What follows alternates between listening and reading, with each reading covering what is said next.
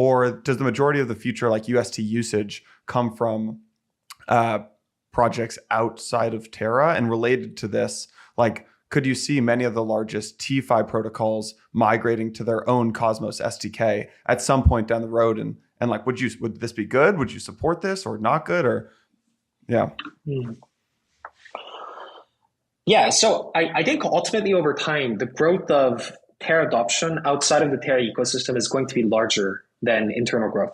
And the reason for this is because, it's just a reality that we live in a multi-chain future. And if all the growth was coming internal to Terra, that would be a narrative violation. But more than that, I think there's lots of very good use cases that are better suited for other chains, like Avalanche, for instance. So it makes sense that the Avalanche ecosystem would see lots of those use cases, whereas on Terra, you would see different types of use cases. But the one invariant that doesn't change is that if those use cases are successful in different chains, Terra can quote them, UST can quote them. So I believe that as an overall market share of USD growth, our foreign exports are going to take a bigger share of the pie.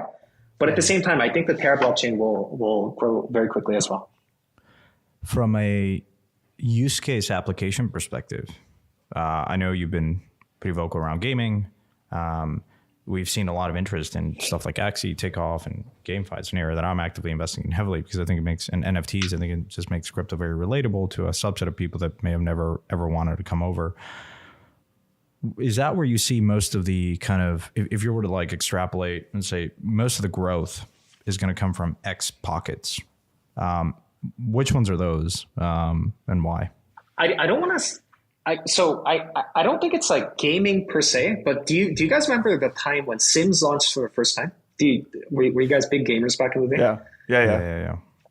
Yeah. So the thing is, like, when Sims launched, it was a big deal because before, games were about killing monsters and slaying zombies and things like that. Were hatches or things, so all disgusting, very 14-year-old teenager streams kind of situation. And then when Sims launched, it was kind of cool because when people played it for the first time, is this an actual game? I do remember a lot of people saying that because it was just about building houses and people walking around and buying furniture and things like that.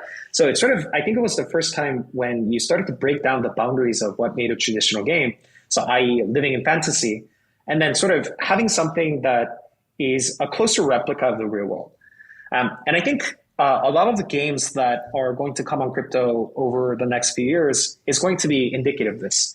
So I think, so if you take the Axie model, for instance, I actually don't know if, so it's not sustainable, right? Because if you have everybody earning, then who is paying for this earn? So I'm thinking it's probably Chris Dixon, right? But shout out to everyone out there. Shout out to Chris. At the end of the day, what the Axie model did really well is that it woke up all the game developers across the world, from AAA game publishers to the smallest indie developer, that GameFi is a thing, and I need to do something in crypto. And I think that's going to be really interesting. I think gaming is less about play to earn, play and earn. It's more this idea that it, to your point, has inspired this whole category of games, which is the user is in control of his assets, back to the digital property. And that becomes really interesting when you know that you could get rugged by World of Warcraft or don't have any value by playing all these games and saying, wait a minute, okay, this all experience that I built in one game, why can't I take that and it be useful across the other games that I play? And Absolutely. That's kind of frustrating. Once you see the light, you're like, oh, holy shit. Like, yeah, it's not about play and earn. It's not play to earn. Like, that's just interesting. But again, like Axie as a game's pretty basic. I think it was built at a time where it was just, you had limitations. Now I'm seeing a lot of, like for instance, one of the founders of Counter-Strike is advising this project, like guys from Candy Crush and like serious Web2 gaming builders coming over and saying, I want to build a Web3 game because it's aligned with who doesn't want to build, given the choice, like, why wouldn't you want to build an open source system? Like, it's just as easy as that, right? This is like the common problem that most people from the outside in start criticizing it, petty criticisms around certain pieces.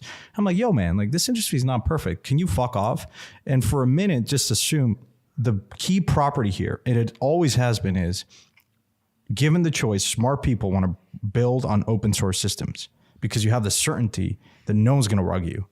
Just stop there. no matter what. Like that's a takeaway. That's it. Like you don't have to, of course there's other things and nuances, but if you just see it like that, I think most people kind of would agree, given the choice of A and B, you go with an open source system. Like that's it. You know what I mean?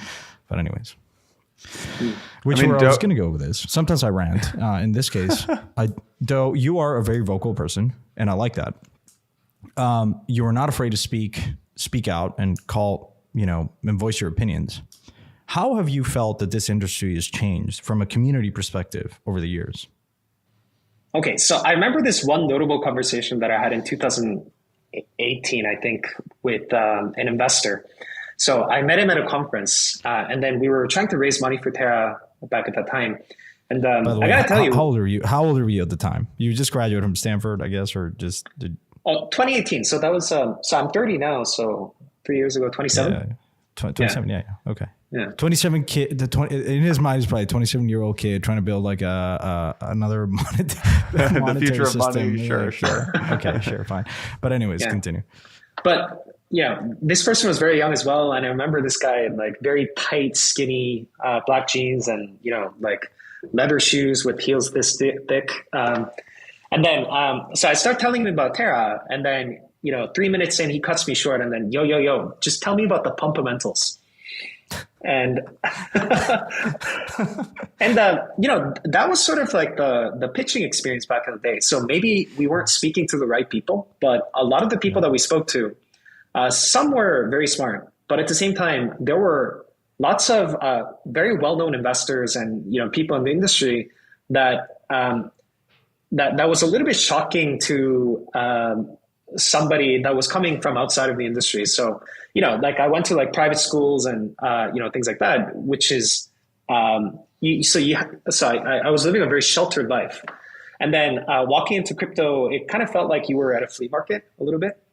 And there's pros and cons of this, right? But I think the crowd that's active in crypto now is very different. So a lot of people looking into crypto just look at, like cats and frogs and things like that, and then say, wow, this industry is really immature. But sort of the intellectual rigor that is backing those anons on Twitter, even if they shitpost all the time, is extremely high. So I think what it took for people to survive, 3 years of the bear market and still succeed and become well recognized in the industry, I would say the intellectual caliber and, like behind all the shitposts and ratios and things like that, the sort of the quality of the people that are jumping into the industry has gone up a lot. Would you say that's the case? Because it can be a very adversarial environment, both deploying code, it's a trustless system. So you just assume that any vulnerability is going to be exploited. But also from a community standpoint, we're very tribal. Everything's out in the open. And so a lot of people look at this industry and say, wait a minute, it's all the scams and money grabbing activity. I'm like, well, you just see it more visibly because it's, a transparent system. This happens in the real world. It's not that humans are any different. Perhaps the optimist in us could say, well, if you know that if you're interacting in a system that is more transparent, then you're more likely to behave in a better way, in a more collective way. But, sometimes we can see some pretty nasty stuff going on in crypto. I'm curious, like, your role, do you ever feel the need to, like, compromise or sympathize with other people that have been very critical of what you've built over the years? Or do you just assume, look, there's always going to be a very vocal minority that is going to always be critical, always be trying to poke holes at what you're doing, and that's just part of the game, and that makes you stronger, and fine. Like if you survive in a very adversarial environment, which you have over the years, then that's sort of a true test of you can actually make it. You can actually survive long term. Yeah, so that's a really good question. So the really funny thing about arguing with people on Twitter is that when you meet them in real life, there's like no mention of that whatsoever, and people turn into the nicest human beings. And maybe they're afraid you're gonna just slap them. No. Go Will Smith on them, and Well, I mean, so a lot of people that interact with me on Twitter just assume I'm a very aggressive person, but if you know me in real life, I'm actually like very quiet. So like people have personas that they assume in dealing with their communities and talking to people on the internet. And So most of the people that I've met on Twitter, and like argued with them or just like made fun of each other, if you meet them in real person, it's quiet guys. You can just have a beer or wine with them, and it's hard to tell. So one of the things that I've learned over the years is to not take things personally, because it's just part of the game, right? And in some sense, by having people that are criticizing you all the time, and especially at some scale, there's going to be a lot of those for lots of different reasons. It's also beneficial because it helps the community stay informed and it holds you to account as well. So I think over time, Terra was able to decentralize a lot because of the critiques and feedback that we got from people that weren't wishing a lot of success for us. And so I think there are positive elements to things that happen when people shit about you. And you just can't take it too personally. It feels like, similar to most things in life, the best thing is also the worst thing, right? And so one of the things that's interesting about crypto, you look at most Fortune 500 CEOs, they've got like 100 followers on Twitter, right? No, they're not waking up on Twitter and people are chirping them. It doesn't really matter. With crypto, I wake up every single day and there's ridiculous messages in the DMs. Doe, you're a smart man. You've closed your DMs. I noticed. But that's also one of the best things, right? I also wake up and in our Blockworks Discord, there's suggestions on how to improve Blockworks every single day. So it's almost like one of the best things is also the worst things. Doe, I want to kind of pivot a little bit and talk about just this LFG and the Bitcoin buy. If you're open to talking about that for a second, can you just get into a little more of like, how much Bitcoin are you guys buying? How are you buying it? Or actually, sorry. Importantly, I think it's also important to understand just like the seigniorage model, just like what is the seigniorage model? What are the profits used for? How does that work? And then that can tie into LFG. Got it. So let me talk about what we plan to be doing in the long term, and then I think we can transition to what we're doing immediately. So over time, the idea is pretty simple. So for every unit of Terra stablecoin that's issued, the previous model was we would burn $1 worth of Luna. And anybody in the world could do this. So anybody could submit $1 worth of Luna to the protocol and swap it for 1 UST. And that would effectively burn the Luna and mint the UST. Now, the model that is being discussed right now, and then there's a write-up on this on our main research forum at agora.terra.money. The idea is that for every Luna that a user submits to mint UST, let's say 60% of that is going to get burned, and 40% of that is going to get reserved and sent to the community pool so that later it can be used to acquire Bitcoin. So it's as if like as new UST is being minted, about some percentage of that seigniorage is going to go to market buying Bitcoin over an extended period of time. So you can sort of align UST success with Bitcoin success over the long term, because as UST grows, the size of that Bitcoin reserve is going to scale up over time. So 10 billion that is being floated around by a lot of media outlets is just some ballpark figure to indicate the scale of how big this thing can get to. Can I just make sure I fully understand that? Because I'm not sure I fully understand it. It seems like, first off, massive proposal, right, to update kind of how this works. It seems like this will make a depegging really tough. Like a sustained depegging even more impossible, or just like tough beyond like maybe 99 cents or something like that, because the primary mechanism for UST redemptions moves entirely on chain instead of through a centralized exchange. Am I understanding it kind of, sort of, or not really? Yeah, you could do that decentralized redemption before as well. So so right now you can you can trade in 1 USD and then get back $1 worth of Luna. Now, the reason why this is better for the ecosystem, because now users have a choice. They can either trade in UST and get Luna, or they can redeem it against Bitcoin. So a lot of the death spiral events that worries people about what happens if Luna price falls, along with a lot of people wanting to redeem UST, is lessened because you have a bigger collateral pool in the form of Bitcoin that is sort of front stopping you just people's redemptions. The name of the game is diversification here, right?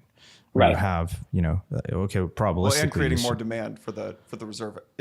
You're creating more demand for the reserve asset, right? Like in a death spiral, maybe people don't want Luna, like people lose faith in Luna, and so they don't want to redeem it actually for Luna as well. But now, everyone always wants Bitcoin. So as the price of Bitcoin goes down, you can always you know that there's a backstop of Bitcoin.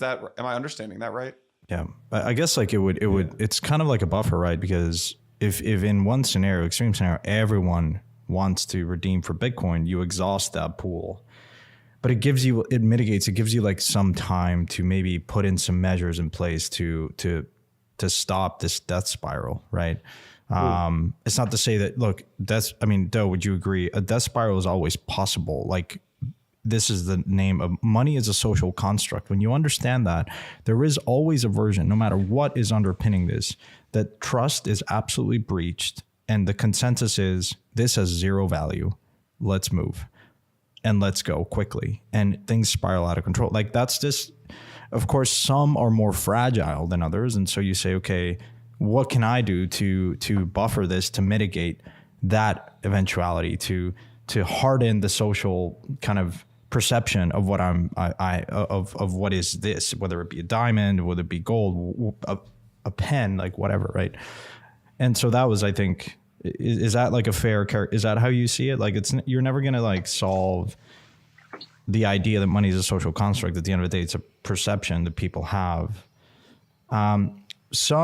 There was some reaction from the community that said, well, wait a minute, they maybe are admitting defeat or fault in this design of the system. So therefore they've gone out and bought some Bitcoin, and has weakened the initial kind of sacrosanct premise of a seigniorage model, kind of algorithmic stablecoin or whatever.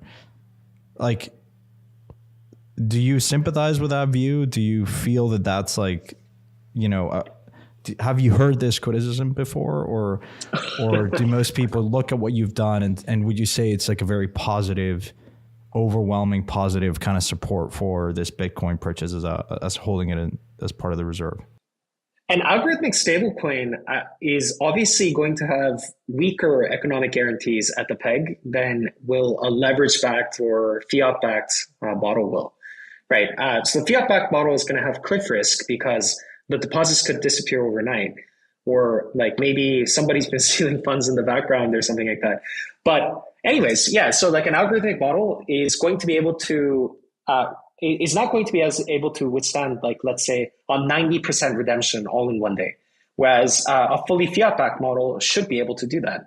And similar for leverage-backed models, I think they will be more efficient at backing it. So, but the point is that in terms of our option space, even if the economic guarantee is not as strong, it's definitely a lot more useful and a lot more decentralized. So I think if our goal is to build a decentralized currency that can scale to meet the needs of hundreds of millions, if not billions of people, in that case, building an algorithmic stablecoin is the only option that's available. So that's why I think Terra is interesting. And I think it's really about, like, in this gradient of, if this is the only option that we're going to go forward, what are some of the ways in which you can make this model as secure as possible?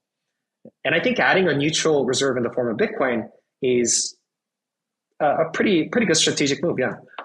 Because you're not compromising the most important thing, which is decentralization. Now, I remember in Black Thursday, Maker felt really fragile back then. And so we implemented, and we proposed at the time was a Verify, adding USDC as collateral. It was in an attempt to bring more stability and utility to the system. But again, you compromised on that. And there was a lot of criticism from the community, which, is well-founded. I'm not disagreeing with that. It's just you make a trade-off. Like everything mostly in DeFi has had to make this trade-off, which is it is easier to use a centralized stablecoin.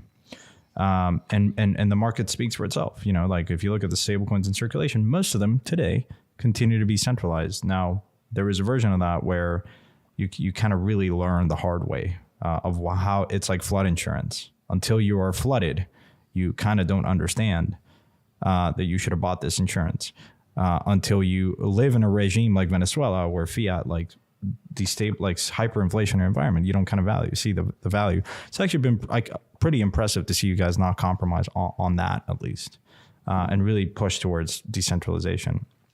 I want to ask you maybe just a more open-ended question, which is, if you were to rebuild Terra today from scratch, what would you do differently? I mean, there's probably a million things that you can think of, but like maybe the more common ones, it's like, God, if I were to go back, like I would definitely not do this. Well, so I think some of the things that I think we would have tried to do earlier on is to build some applications of Terra in different chains. So instead of building, all the smart contracts on top of the Terra blockchain, to build some things on some of the other chains. So to build some of that early affinity with a cross-chain use case before we build up the domestic economy. So I think that would be one of it. So we did try doing that with Mirror. So for example, M assets traded on not just on TerraSwap when it first launched, but it also went on Uniswap. I think about maybe 5-10% of the initial distribution went to Uni holders back in the day. But I think striking a more balanced approach in the beginning could have been a good strategy. If you diversify the reserve holdings outside of just Bitcoin and you start adding like ETH and maybe Sol and things like that, I mean, that would be almost doing what you're talking about, which is getting into and like supporting other ecosystems in a little bit of a way. Yeah, that makes sense. Awesome. Can you just fill us in on? All right, so we've got the seniorage model. I want to I'm probably going too into the weeds here. I'm really curious. I want to end with this big question of like, how are you actually buying this much Bitcoin? But I want to make sure I understand how this actually works before asking the question. So my understanding is like when UST is minted, Luna's burned. That burnt Luna is called seniorage. And then after Columbus 5, all the seniorage that's been burned has been burned. Previously, a portion was sent to the community pool and the staking rewards, but now a percentage of the seniorage is actually used to build these Bitcoin reserves. If that's so, I think I understand it correctly. Can you just get into like how much Bitcoin you guys are actually buying, how much you've already bought so far? So we've set aside about $3 billion worth of funds in LFG to bootstrap this reserve in the beginning. So I think we've bought about maybe 1.3 billion worth. So that leaves about $1.7 billion worth to go. So this is not through the seniors mechanism. This is just, Terraform Labs. We donated money to LFG so that LFG board of directors can make decisions to do the Bitcoin purchase. And then after we implement this on-chain mechanism, it's just going to be an on-chain buy as users mint USD. What are the behind the scenes that maybe folks don't understand of like how complicated this actually is? Like, I mean, when I want to buy, $100 of Bitcoin, you go on your app and you buy some Bitcoin, right? What does it look like to actually buy $1 billion worth of Bitcoin? Is this all you need, like big OTC players? Like, what does this actually look like? How quickly can you buy this? How do you buy Bitcoin in this much size? Well, so you got to remember, Bitcoin has about, I think, $20 billion worth of turnover every day. So buying 150 million is actually not, is not a big deal. So you could split up execution across several different OTC desks. You can even just do it with one OTC desk. And just on the amount of liquidity that's in the order books, it's not going to make a big impact. But I think what it might be starting to make an impact a little bit is because nobody declares that they're going to buy this much Bitcoin, and generally you don't have single entities that are buying this much Bitcoin. So a lot of people are asking the question, why would you tell people to get worse execution on your Bitcoin purchases, right? And the answer to that is because it's a little bit of marketing, right? The social the psychological effect of what does that do to the price of Terra and support like the overall ecosystem? Like it's like marketing dollars, right? Yeah. So I think that's a nice side effect, but I think the more important thing is this isn't really like my money. So I think that's what people get confused by. So once I donate it, it's not my money anymore. So I'm not making a personal decision to buy Bitcoin. We have a board of directors that include a lot of firms in crypto like Delphi and Jump. And so if we pass a board decision to buy Bitcoin, all these people are going to know about it anyway. So we might as well declare to the community that, look, we're going to be doing this thing in order to benefit the Terra ecosystem and the users of USD. And we felt like being transparent about it Yeah. Yeah, I mean the central banks do this, like the Fed goes out and says, "Hey, we're going to do open market operations." Like they're very explicit of what they're going to do. In many ways, like that's what you're doing. Also, Saylor was very open. I mean, second probably to Saylor. Like Saylor's perhaps the only other person that I can think of that has been this explicit about his ambitions to go out and acquire a bunch of Bitcoin. Everyone knew this. Like you just were looking at the order books, you were looking at Coinbase activity. You're like, okay, here we go, Saylor effect, and it was like it's kind of easy to deconstruct that if you just look on chain. So. Yeah, I feel like there's a war to gobble up all the Bitcoin. You've got Grayscale versus Saylor versus Doe, and the battle is on. We'll win for sure. I love that. I love that. Doe, how involved are you with there's this big proposal the other day, or like earlier this month, I think it was, with like Arco was making this big proposal on Anchor. When you see proposals like that, I think who was the other firm? It was either Polychain or Paradigm. I forget who it was, but there's these Polychain. Yeah, Polychain. Okay. When you see these proposals, are you like, you obviously have a take on them. You obviously have a belief on what is the right answer for, like, what is the best thing for UST here? How involved do you actually get though? Are you like, I know what should happen for UST, but like, I'm going to stay out of this? Or are you like, or do you actually try to influence the decision-making of these things? So on each of the apps like Anchor, I stay involved at a very high level. So I don't really get involved with like the product teams or to set strategy for how Anchor should grow. I do have a take on some of the proposals that are coming out, and like one of my biggest objections with DeFi, the way that it's evolving, is that it's getting more and more complicated. And I think it's because a lot of founders feel that the surface area of the simple things have already been taken. So they like to compete by, creating arcane mechanisms that are a little bit more difficult for newcomers to compete with.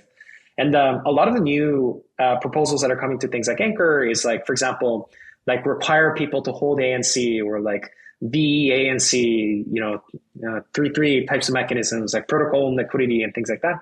And I think where Anchor like really shined across, the rest of DeFi was the simplicity, right? Like all you need to do is to deposit stablecoin. You just need to deposit the types of assets that you're really comfortable with, like Luna, Atoms, ETH, and then like you can earn a yield on it as you're borrowing, right? So it was pretty apparent to me that the proposal wasn't going to get a ton of support from the community.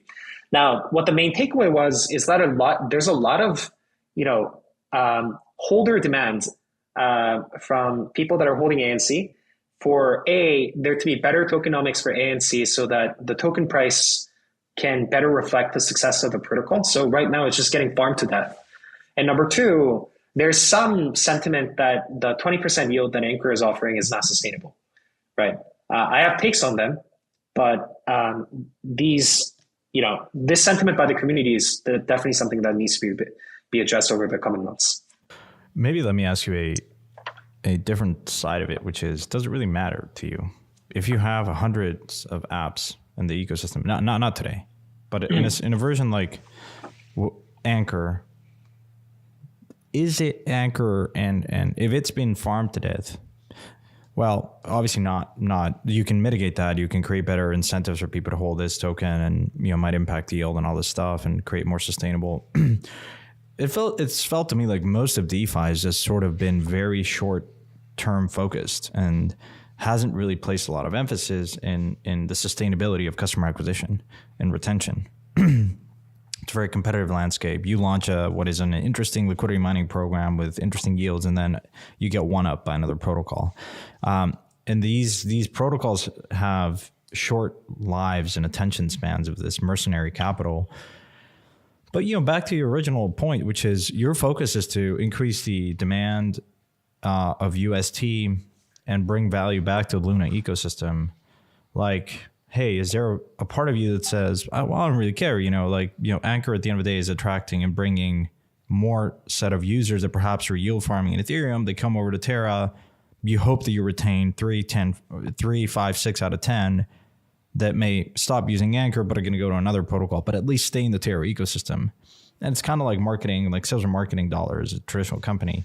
Is that like a way to see it? I mean, I think it's not a very useful, I think there are ways to improve a lot of these protocols, but is there a version where Anchor doesn't really take off, is just like a short kind of thing where people came and yield farmed and then moved on, but at least stayed in Terra? Like, is that something that you think about, or are you very much focused on fixing part of the Anchor protocol that, you know, is not fully optimized? So I think you're right in the sense that Terra could be successful while Anchor is not. But you know, like the one takeaway that I've gotten over, you know, building Terra over the last few years is that you build communities by trying to make as many people as successful as possible. That's it. That's the only thing that matters. And in order to do that, if a lot of UST users happen to be holding ANC, I want to make sure that these people succeed. And the one way to do that is to pay attention to their feedback and problems. This like 20% rate on Anchor though makes it, you could argue that it makes it kind of difficult for other apps to be competitive. This like 20% hurdle rate, how do you see the 20% rate evolving over time? And like, what do you think that the Anchor earn rate should be over the longer term? I think over time, the Anchor rate is going to be an average of staking rewards across multiple different blockchains, plus some risk premium that people have over leverage. So I feel like, let's say the averaging staking ratio is like 9% across different chains. And then if you add like, let's say 2% borrowing cost on top of that, that's what the Anchor rate will be. But right now the 20% exists because it's highly subsidized, right? And just from the perspective of the Terra ecosystem, if you're helping to bring in a ton of people to onboard into USD for the first time, and the cost of capital on that is 20% per annum for such a young currency, I don't think that's crazy at all. And if you look at the pace by which the active wallets are accumulating by interacting with Anchor protocol versus like how fast TVL is increasing, the number of wallets are increasing pretty quickly as well. It's like an insane amount of growth over the last year. And I think in terms of active usership, it is one of the most frequently used DeFi apps on the planet, which is really cool. It does make it very difficult for other DeFi apps on Terra to gain adoption because they need to they need to compete with the 20% yield. So that's why some of the apps like Nexus use AUST instead of UST. So that's yield-bearing UST stablecoin that is locked up in Anchor, and then that allows them to build additional yields on top of the 19%. So that's what helps them get really competitive. We only have a couple minutes left here. I want to actually kind of zoom out a little bit and just kind of talk about the rest of this year. It feels like maybe 3 to 4 years ago, the big focus of your years, right? Trying to think in years and not months and quarters here was building Chai and building, like closing that payments loop, like we talked about. And then that evolved and like your focus for the year, 12 to 24 months became, okay, how do I build this ecosystem? How do I build applications to further advance the money, the UST? So we built things like Anchor and Mirror and things like that. What is your like overarching goal for the next, 12 to 24 months when you think about it in that kind of context? So some of the big moves that we've been making is in sort of, so largely at TFL, we have three teams in the front office. So the first is, it's called the domestic team. So this team is in charge of, helping developers build interesting apps on top of Terra. And then we have the exports team, and this is supposed to be helping to grow UST's cross-chain use cases. And then the third is Moonshots, which is sort of like, like a skunkworks team that works on very interesting things. So I think we're going to be making big moves in the domestic and the exports team, but I have some interesting ideas on what to do with Moonshots. So basically, what if there was an app, and it's an AR app, it could be like Snapchat, and then every night all across the world, you can point it towards the moon, and then this AR app would overlay the Luna logo on top. And then if you press it, you have a random chance to get some free tokens or NFTs or what have you. And this could initially be funded by the Terra community pool. So the net effect that you achieve with this is that you sort of build an association for hundreds of millions of people across the world to point their phones to the night sky every night, look at the moon, and think about Terra. And then over time, even though initially this could be funded by, let's say, the Terra community pool, right? Over time, this can become a really valuable distribution platform for every app that's building on Terra. So for example, NFT projects can use it as a distribution platform, segmenting by geography or user profile to give out some of your assets. Like gaming projects could do the same thing, DeFi apps. So it's actually, if you think about it, it's kind of like WorldCoin, except instead of giving away a coin that doesn't have value, you grow it as a distribution platform for lots of different crypto projects. Yeah. So I think what are you most excited about in crypto that is not related to Terra and what you guys are doing? Santiago, the fact that you didn't even respond to the idea of building an app that you point at the moon and you get Terra airdrop to you is amazing to me. Doe, your marketing. Well, I mean, genius. he knows. I love it. I'll leave it at that. I mean, it's so obvious that it's like there's nothing for me to contribute other than I'll point my phone up to the moon for sure. Got it. But I am curious though, like, what are the things that you're excited about happening in the broader industry? So I think what Yuga Labs did with Bored Apes is really interesting, and it's not because they like acquired like those CryptoPunks or they like minted a coin or something like that. But I think the future of NFTs is sort of upending the IP publishing model. So before, with traditional works of fiction, you had the canonical story first. So you needed to write an interesting story. And over time, you develop the IP, and then later you sort of have things that you can own from the IP, like, let's say, Harry's Wand or like the Hogwarts Castle Lego and things like that. But with NFTs, it's kind of interesting because you've upended the model in that you sort of have the goods that are sold first, and then you leave it up to the community to come up with their own provenance and lore and fiction over time. Now, the problem is that most NFTs just stop at the selling the goods part, and that lore and provenance and fiction never actually develops. But I think there's really interesting things that are coming out from the community whereby you try to align incentives around that sort of IP creation and curation. And I can think of really interesting models where you include this community incentive structure at the time of the NFT mint. So, for example, like some portion of the NFTs are reserved for people that want to do interesting things on top of them. And then you can add in things like governance to allocate NFTs to people that actually develop and curate this IP. Yeah, absolutely. I mean, it feels like I've always felt that a lot of DeFi protocols should be using, or any protocol should be using NFTs as a go-to-market strategy, as a way to incentivize people because they have so much emotional cachet. Like, okay, it's fine to yield farm. It's fine to, like, it's fun, and, making money is a core kind of thing that humans like to do. But like, if you layer on top of that, the social layer of NFTs is super powerful. The community aspect of it, and of course, I'm sure that you guys are thinking about that in the moon, like in the Skunkworks Moonshots team. So I'm excited to see what you guys come out and build.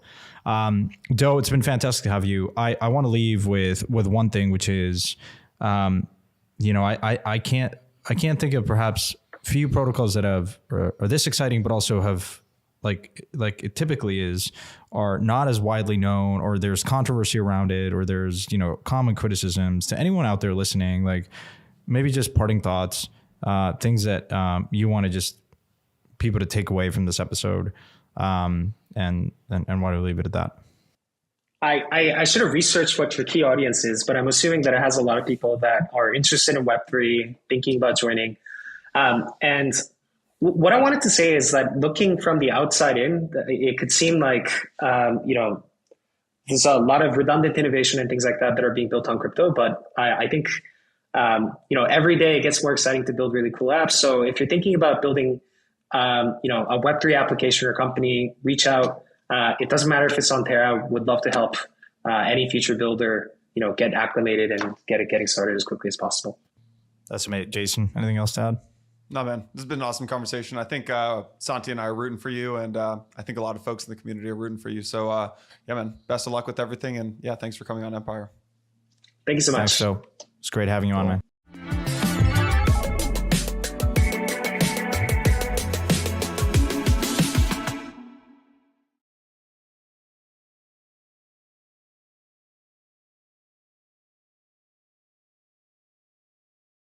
But the idea is that in order for us to be able to expand to chains where, natural affinity with Luna is less, then you need neutral reserves that can build user confidence in UST. And we felt like that asset was Bitcoin.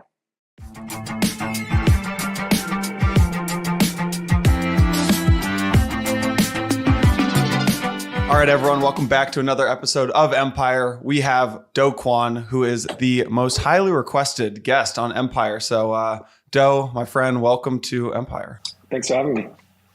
Let's start just real quick. You've got this saying, decentralized economy needs decentralized money. There are a million things that you could go do in crypto and probably outside of crypto too.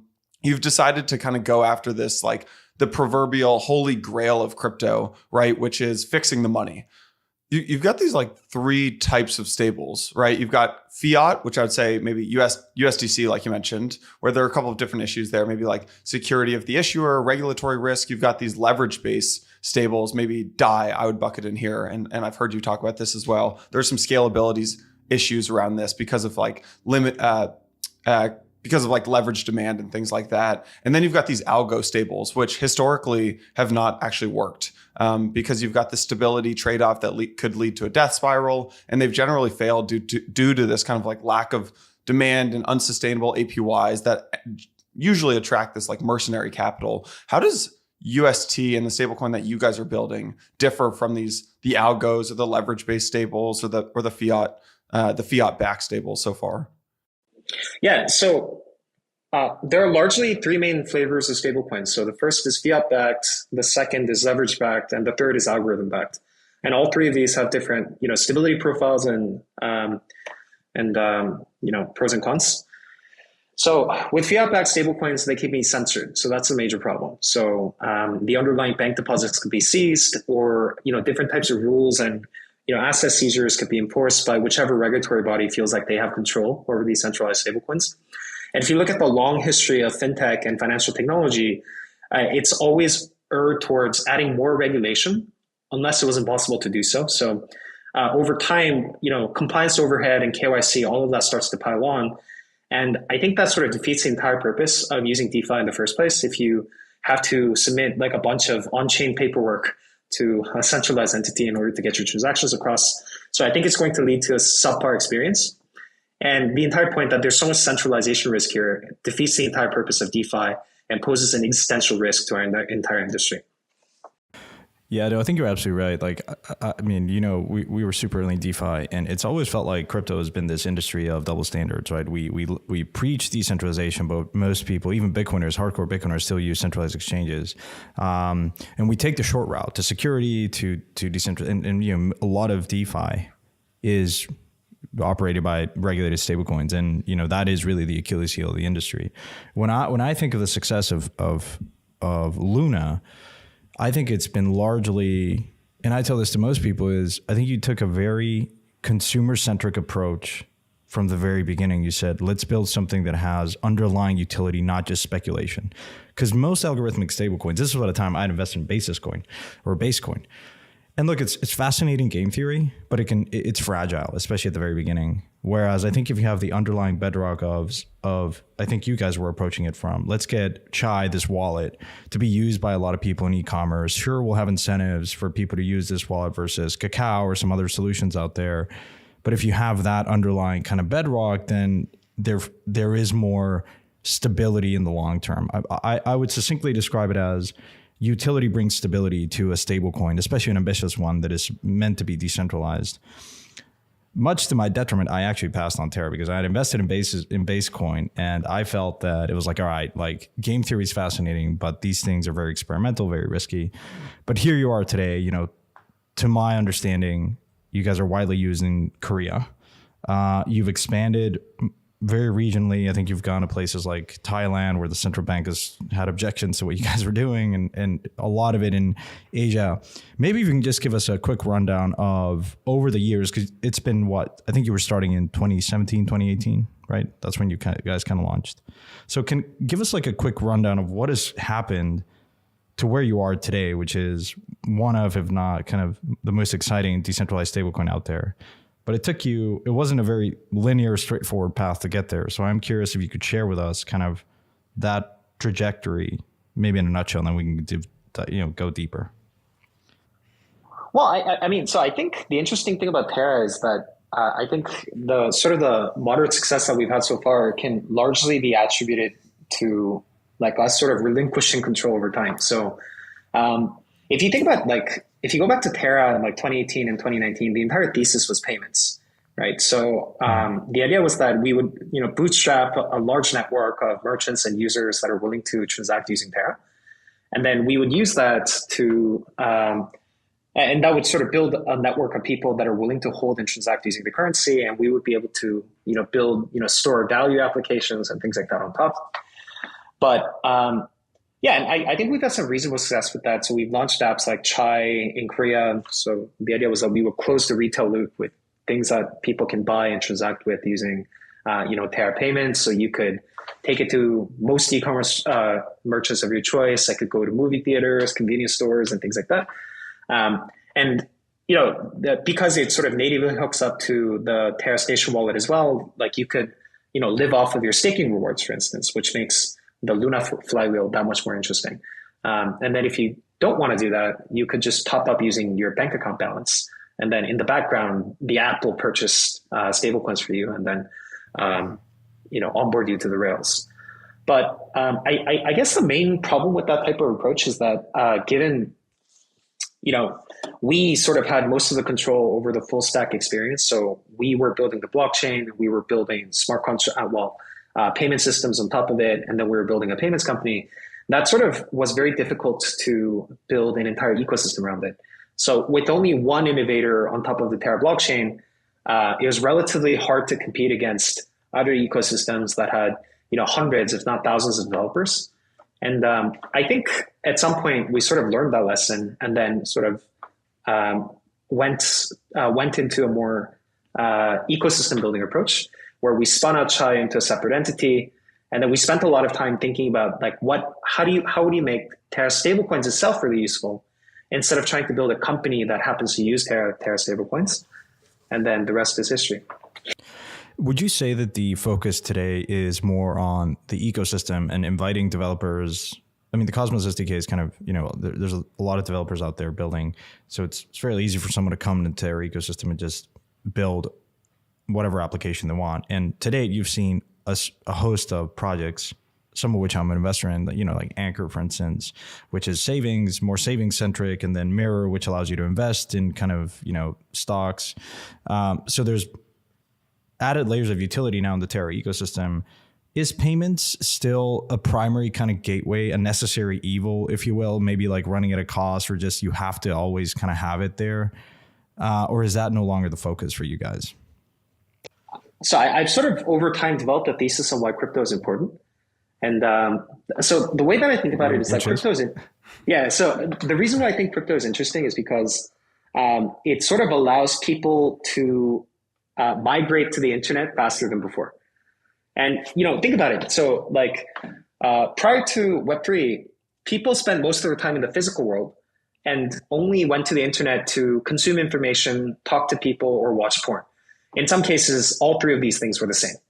And the reason for this is because there's no property rights on the internet. You can't own things. I mean, you still can't own things, right? So, for example, let's say Mark Cuban and a middle school child would have the same property rights on the internet. You can own the same LinkedIn page, you can own the same Twitter profile, but it's not possible to construct properties, right? Things that you can own, which meant that people are doing most of their economic activities off-chain, off the internet, and then was only spending a limited amount of time on the internet, right? But this can change with Web3 because now you finally have property rights on the internet. So it's a transition from the internet from being communist to capitalist, which I think is a really big tectonic change. And this allows you to spend the vast majority of your time online, like you guys do, probably. Definitely. I would largely agree with that. The pushback, and I describe this too, which is like there's a theory of economic development by this guy, economist called Hernando de Soto, says the countries that have developed the fastest are the ones that had property rights. So like the US, for instance, had property rights, had a legal framework to property rights allowed you to borrow against your property, get you credit that spurred innovation and entrepreneurship and all this stuff. Places like Egypt, no property rights, difficult to get credit when you don't have property. Now, before in your LinkedIn example, people might wait a minute. Well, someone kind of owns LinkedIn as a company has a lot of value. And I said, yes. But I think what you're saying is, which is important, I think, for people to realize is it transfers ownership and property to the creator. And And sure, you could argue that if you upload a picture on Shutterstock and people are like ripping it and copying it, the same way that people were copying music back in the 90s with like Napster and LimeWire, you had to rely on a system in the real world to enforce what is this property, right?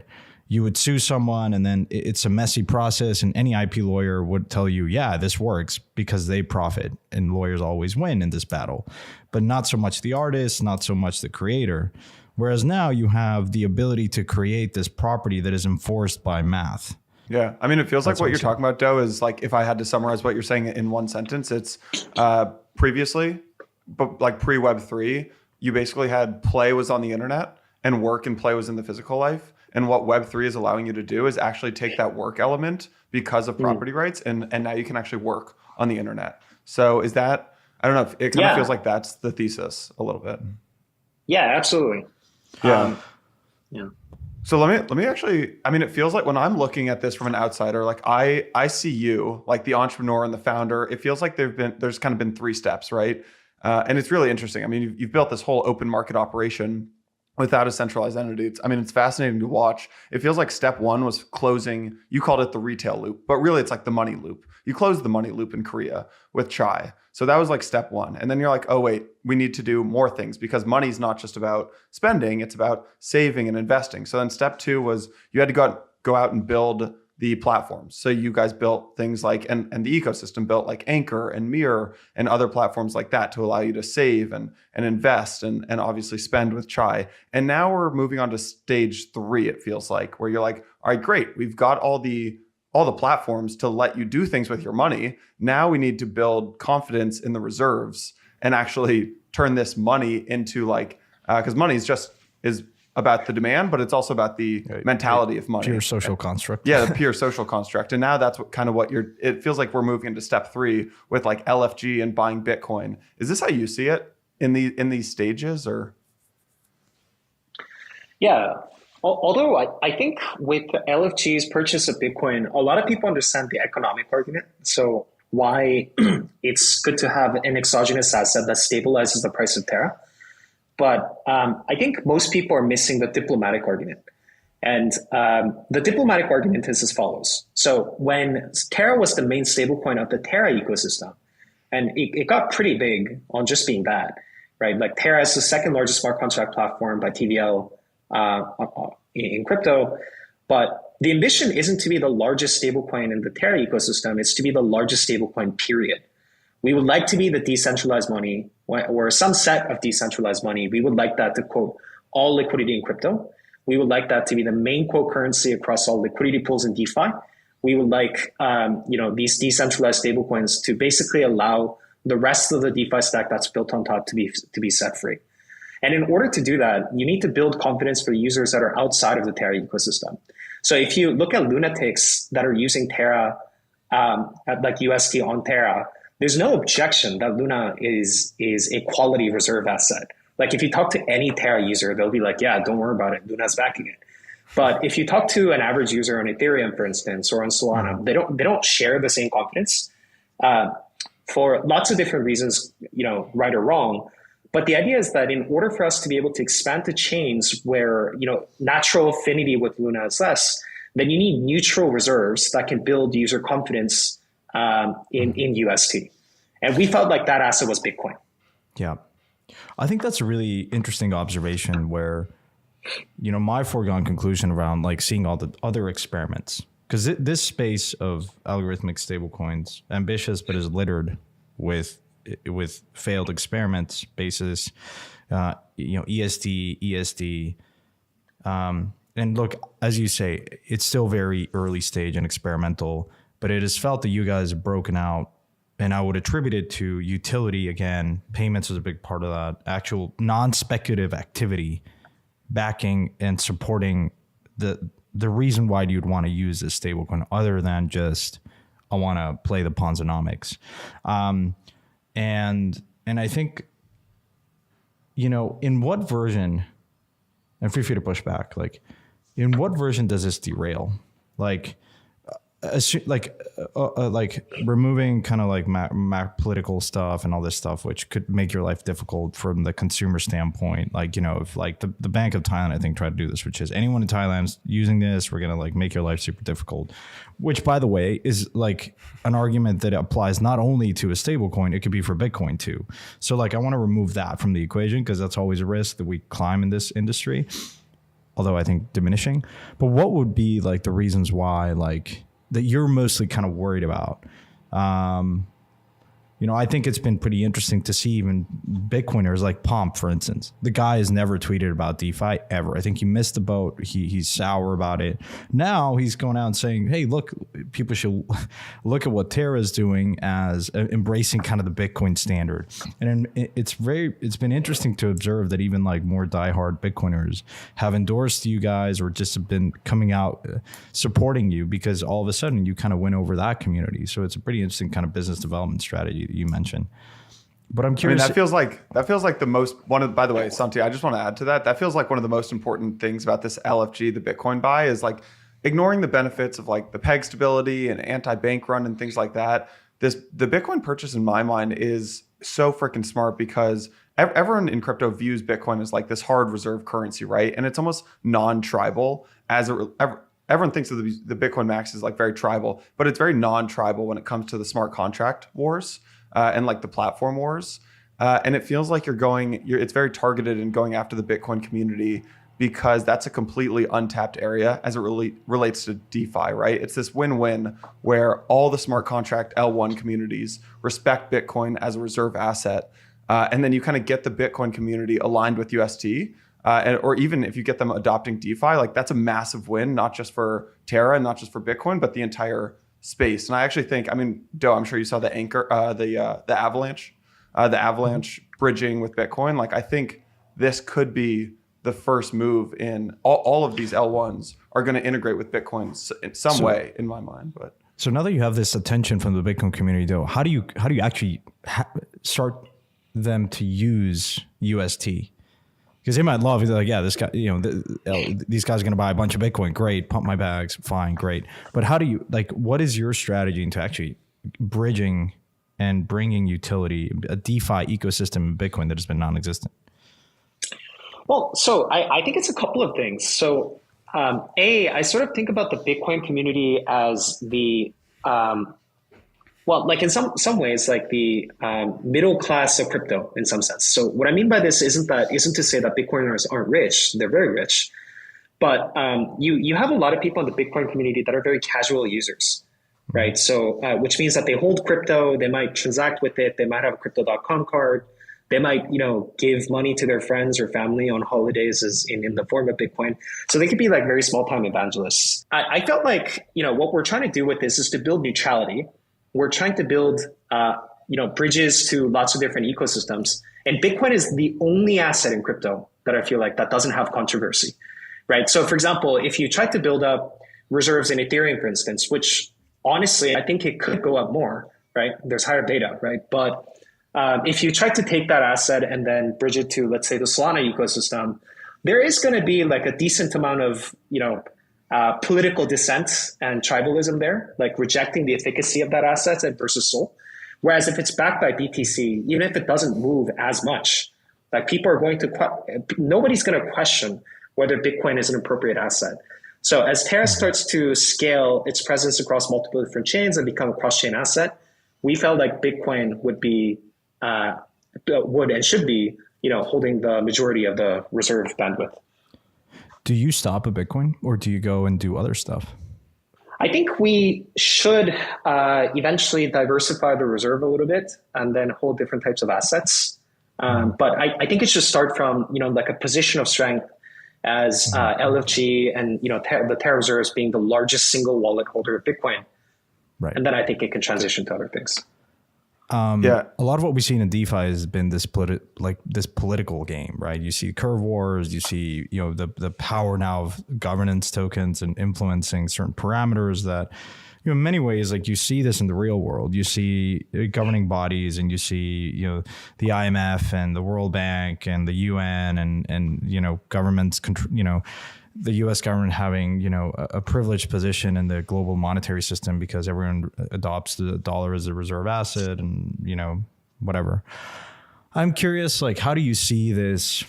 Do you see that like coming more and more to DeFi? And what does that make you guys in terms of where are we in 5 years from a DeFi? I mean, I don't want to just limit it to DeFi, but like from an ecosystem perspective, like is Terra the most widely used smart contracting platform? What does that mean? If you continue to buy more and more Bitcoin, you're the largest Bitcoin holder, like, or one of the largest Bitcoin holders, like you have a pretty interesting and privileged position in this entire industry. Like, do you think about that? Is that something that is on your mind? Like this politicization of crypto, which hasn't been like, we have tribalism, but that's like inherent in human nature, but not like politics. I feel like, I think like we've relegated politics and said, no, code is law, but we're now somehow becoming more politicized. And so I'm curious if you believe that, and if so, kind of what is your role in this entire industry? Well, I don't know if I've done enough soul searching to be able to accurately answer that question. So are you the crypto president? I was like, I'm just trying to build out here, man. I'm just trying to build. Well, I mean, so one thing that I have a lot of certainty on is that over time, like we are going to stay in a multi-chain world. And the reason for this is because, well, block space is finite. So that means that similar to how not everybody can live in New York City, there's going to be multiple different, blockchains with different characteristics. And I think over time, they're going to develop different culture, and some applications which are overlapping, but some applications that are unique to each chain. Similar to how there would be different cultural differences when you are spending time in Japan versus you're spending time in Germany. I think you're already starting to see some of those cultural differences pop up in each of the communities in Web3. Now, what I think is going to happen over time is, like, one of the unanswered questions is whether we're going to live in a multi-chain world versus a cross-chain world, right? So whether, you're going to have different assets that are bridged across different blockchains, whether there's going to be applications that sit across multiple blockchains. Mm-hmm. And the bet that we're making is that the answer to that is yes, right? And I think Terra's role in sort of this cross-chain world that we foresee is to be is to be sort of, like the co-currency or the stablecoin that sits across multiple different blockchain ecosystems. Yeah. I sort of see my role as, helping that future happen a little bit faster rather than not. And besides that, like the Bitcoin purchase is not even my money. So you're right. Yeah, exactly. So I want to go back to this with you. I think is really important. We talk about, the internet, right? The internet, no one really cares. There's standards in the internet stack, HTTPS and all these other parts of the stack. And as a user, most people don't think about how things work in the background, and you just route stuff and packets, and that's fine. We are in crypto, this distinction of, is a user comes to a wallet and wants to swap an asset or play a game and then swap an asset, he's really not going to care where this happens, whether it's transacted in Uniswap in Ethereum or Uniswap in an AMM in Solana or whatever in Terra. He's just going to want to get the best execution, best price, whatever. And so in many ways, there's no kind of brand affiliation to the L1, if you will. There are diehard folks today because you have you have a vested interest in supporting Ethereum or Solana or Cosmos or Terra, if you will. But it's very early stages, right? We could probably all agree here that there doesn't feel like there's going to be a lot of brand affiliation to the L1. Perhaps maybe Terra is different because, to your point, maybe the payments, and if you think about the stablecoin underpinning the L1, because you kind of guys have built a full stack in many ways, which is different than a lot of other kind of more generalized. For a long time, I felt Ethereum was trying to boil the ocean. I'm like, okay, fine. It's really fascinating that you can do smart contracts, but what's a killer use case? And I was looking for it. In that journey, I ended up investing in other competing L1s because I said, look, at some point you need to bring utility to this, and you need to show the world why you're going to use this technology. And the same with that, email kind of made the internet, like, it was kind of the aha moment. You guys have gone and done the full stack, and I think it's really interesting. But your point around multi-chain and cross-chain, I think is an interesting point, and I want to go deeper into that because folks like Vitalik say multi-chain, yes, cross-chain, really dangerous. You see wormhole hacks, you see bridges that you're only strong as your weakest chain, and that presents a whole host of issues. Now, the Cosmos architecture, I think, is Tendermint is pretty interesting. So I don't know if you could expand on that a little bit for folks to understand, because I'm sure there's a lot of criticisms out there around kind of this multi-chain, cross-chain distinction. Yeah, so I think the important questions to answer are, number one, can cross-chain happen? And number two, why does it need to happen? Right. So answering the first question, right? Today bridges are pretty shit, right? They're usually multi-sigs. Sometimes it's like Guardian. Sometimes it's basically Chainlink. But that's not to say that secure bridges are not possible, right? So, for example, I think a good example of this is like the Gravity bridge from Cosmos to Ethereum. So the security model there is that you basically need to trust the validator set of a Cosmos chain to be able to move funds to Ethereum and vice versa. So in that case, like in terms of a bridge that connects two different chains together, you just need to trust the security model of the two weaker chains, right? And in that case, whether it's multi-chain or cross-chain, it has the same security guarantee.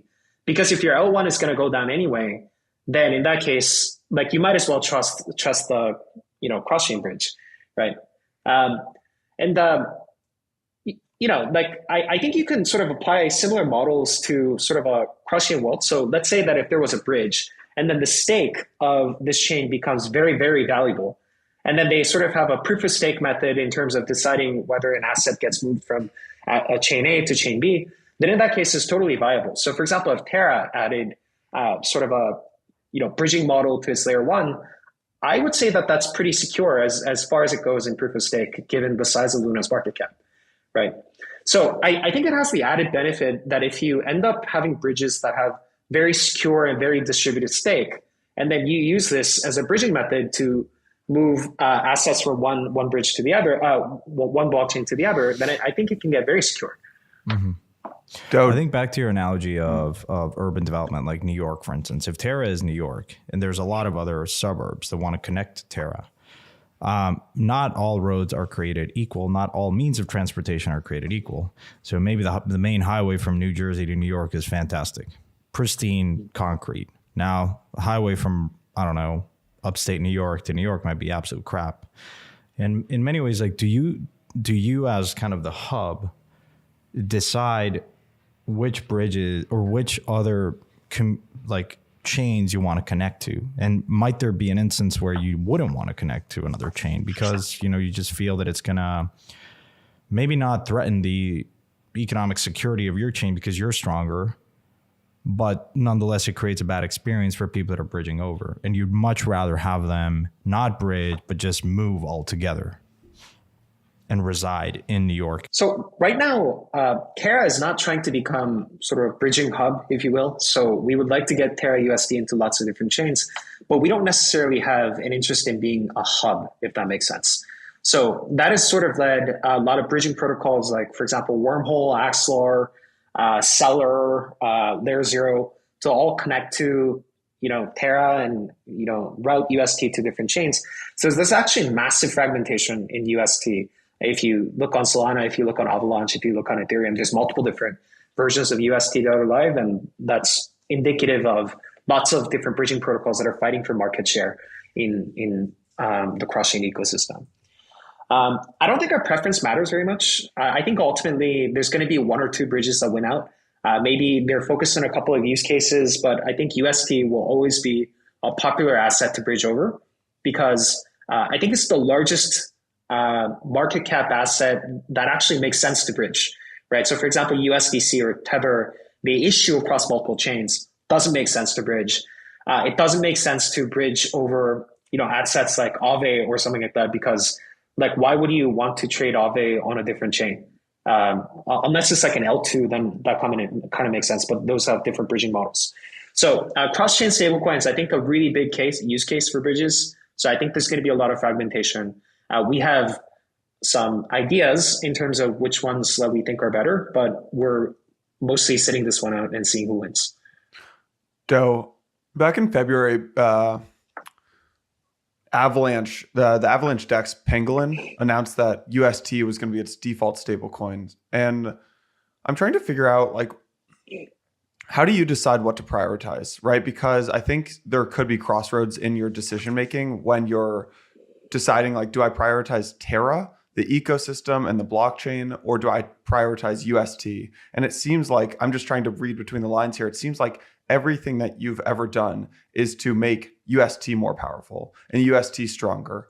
And even if that means maybe sometimes sacrificing, like, even if that means building up other chains and promoting other chains to make sure that UST is stronger, is the whole, is like, if you come down to the core of your decision making, is it all about UST? Does everything come down to making UST stronger, even if that means not prioritizing Terra, the ecosystem, as much? So let me tell you a story. So the first time that I ever visited the I think North America, so I think this is the first time that I went to Canada, for instance. So we went to a shopping mall, and then we were looking at Samsung TVs, and for some reason they were way cheaper than the price point at which you could get them in Korea. So I was shocked. I thought that was an error. I thought it was like a clearance sale or something. But apparently how it works is that because in domestic markets, like, users have a large affinity for the Samsung brand, the Hyundai brand, they generally mark up, higher prices in domestic markets. And Korea was very poor back then. It's not so poor now. So it actually made no sense that TVs would sell for higher in the domestic market as versus in North America, where users are more affluent. But because they had to compete with other brands, they made it very cheap, basically competing with razor thin margins. Similar for, like Hyundai cars or Kia cars, they were doing exactly the same thing. And in some sense, that's happening in the Terra ecosystem as well, right? Because, usage for UST isn't necessarily incentivized. So for example, there's no liquidity incentives for UST that is funded by the community pool on dexes like Astroport or TerraSwap. But at the same time, like, the Terra community pool is very active in terms of funding incentives for the adoption of UST on different chains. And I think that's sort of like the delicate balance that a lot of people, play with in terms of how do you increase domestic consumption or keep the loyalty of domestic users as well as growing foreign exports. And across the board, the only thing that any builder in UST is trying to do is to grow aggregate footprint of UST, right? So I think there might be balancing acts that need to happen, but at the end of the day, as long as UST gets used, agnostic in terms of which chain it gets used in. Right. I love that story about the TV. I think that paints the right picture. So just maybe a follow-up question to this is, so Terra's main obviously Terra has Anchor and Mirror and all this stuff, but the real product is the stablecoin, right? The real product is UST. And so when you think about, like, TeFi, like DeFi on Terra, do you see the majority of the future growth of something like SUST, is that going to be driven by the adoption of protocols and dApps on Terra? Or does the majority of the future, like, UST usage come from projects outside of Terra? And related to this, like, could you see many of the largest TeFi protocols migrating to their own Cosmos SDK at some point down the road? And like, would this be good? Would you support this or not good? Or, yeah. Yeah. So I think ultimately over time, the growth of Terra adoption outside of the Terra ecosystem is going to be larger than internal growth. And the reason for this is because, it's just a reality that we live in a multi-chain future. And if all the growth was coming internal to Terra, that would be a narrative violation. But more than that, I think there's lots of very good use cases that are better suited for other chains, like Avalanche, for instance.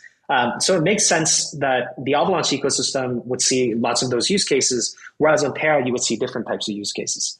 But the one invariant that doesn't change is that if those use cases are successful in different chains, Terra can quote them, UST can quote them. So I believe that as an overall market share of USD growth, our foreign exports are going to take a bigger share of the pie.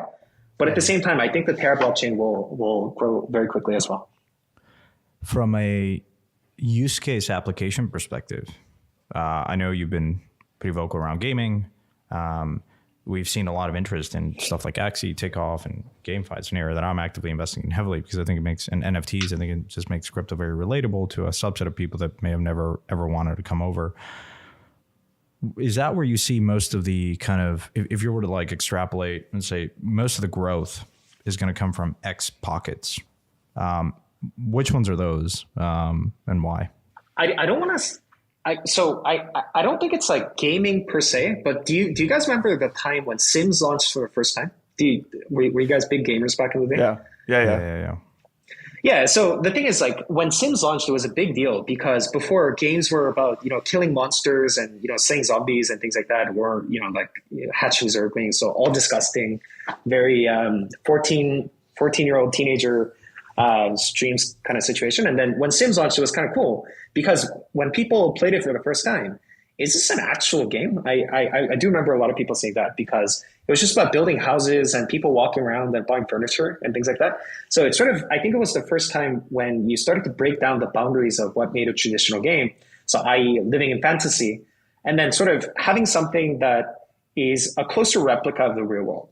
And I think a lot of the games that are going to come on crypto over the next few years is going to be indicative of this. So I think, so if you take the Axie model, for instance, I actually don't know if, so it's not sustainable, right? Because if you have everybody earning, then who is paying for this earn? So I'm thinking it's probably Chris Dixon, right? But shout out to everyone out there. Shout out to Chris. But at the end of the day, what the Axie model did really well is that it woke up all the game developers across the world, from AAA game publishers to the smallest indie developer, that like, GameFi is a thing and I need to do something in crypto. And I think that's going to be really interesting. I think gaming is less about play to earn, play and earn.